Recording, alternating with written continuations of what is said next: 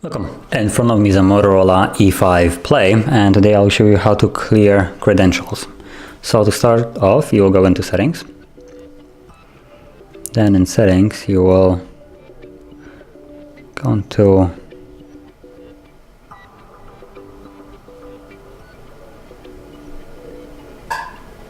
security and location. Then you will scroll the way down into encryption and credentials, and from here clear credentials and just confirm it. Now if you have a passcode set up, you will need to confirm it with the passcode, and once that's done, basically credentials now are cleared and you're done.